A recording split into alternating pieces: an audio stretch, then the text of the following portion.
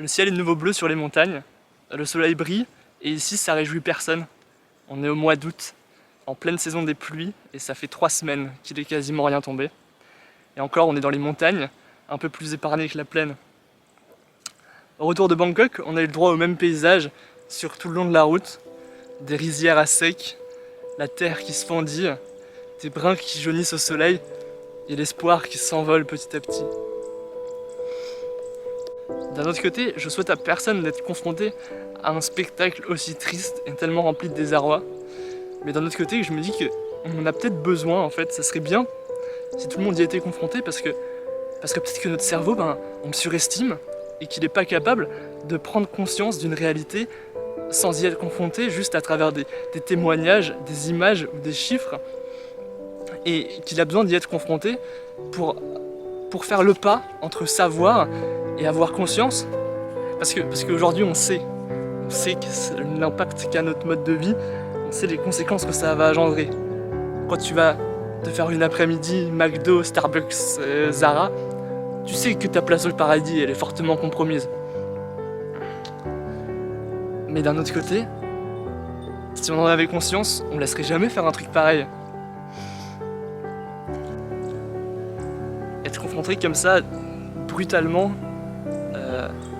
de face aux conséquences du réchauffement climatique, de voir que c'est pas seulement des chiffres, que c'est pas seulement des rapports, que c'est pas seulement des messages d'alarme ou des slogans politiques, que c'est pas seulement des délires de bobos, mais que ça a un impact qui peut être catastrophique sur la vie de personnes, sur la vie de gens, et d'autant plus sur la vie de gens qu'on aime et qu'on connaît. Ça fait changer de perspective, et ça fait se dire que toutes les fois où on cède aux facilités, on cède aux sirènes d'un système où on cautionne ce monde-là et les conséquences qu'il engendre, et derrière tous ces petits gestes à l'apparence anodin, derrière toutes ces décisions qu'on prend ou qu'on prend pas, et maintenant il y a des images, il y a ces images de plans qui jaunissent, ces images de terre qui se craquelle, de désarroi. Ça change la perspective et ça fait relativiser sur beaucoup de choses aussi. Ça fait relativiser sur les petits problèmes qu'on doit surmonter, les petits problèmes du quotidien.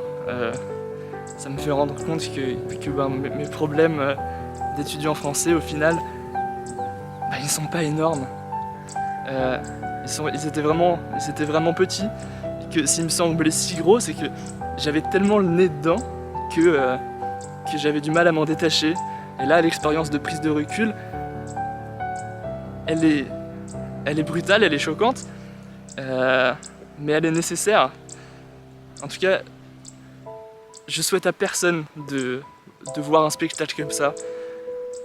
Un spectacle tellement triste et aux conséquences qui peuvent s'avérer au-delà de ce qu'on peut...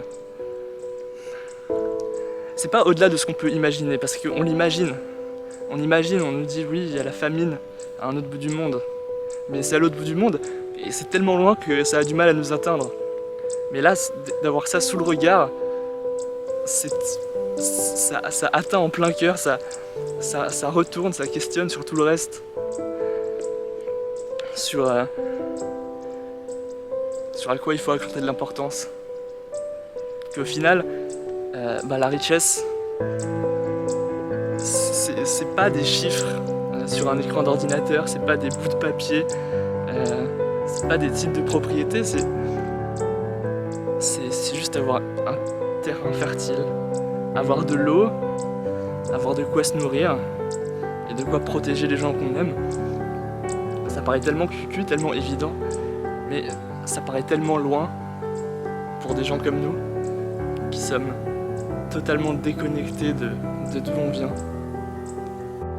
Bon, alors je sais, c'est pas hyper joyeux comme vidéo, mais après la claque, après le choc brutal, il y a quand même 2 motifs d'espoir importants. Le premier, c'est que c'est facile de changer. C'est facile si on veut changer les choses.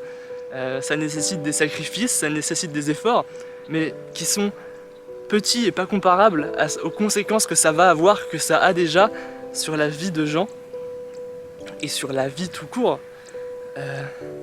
Par contre, changer le mode de vie, eh ben, c'est tellement plus simple parce que on a juste à se focaliser sur l'essentiel et supprimer toutes ces distractions qui nous rendent pas heureux. Bon, alors là, ma caméra avait plus de batterie. Mais ce que j'étais en train d'essayer de dire, c'est que faire tout ça, ça nous rend profondément heureux. Parce que avant d'avoir besoin de confort, de luxe ou de choix, l'être humain, il a profondément besoin de sens et contient là une magnifique opportunité de remettre du sens dans nos vies et dans nos relations avec les gens. Alors l'objectif de cette vidéo, c'était pas du tout de culpabiliser ou de pointer du doigt des personnes individuellement. En vrai, il n'y avait pas vraiment d'objectif, j'ai juste pris ma caméra et j'ai essayé de dire ce que je pensais sur le moment. Mais maintenant, s'il devait y en avoir un d'objectif, je pense que ça serait de dire, avec toute l'imperfection de mes mots, ce qu'on sait depuis déjà trop longtemps. À savoir que notre système, il n'est pas vivable, il nous rend pas heureux et qu'il y a des gens qui en souffrent déjà en 2021. Mais que maintenant, il tient qu'à nous de vouloir le changer.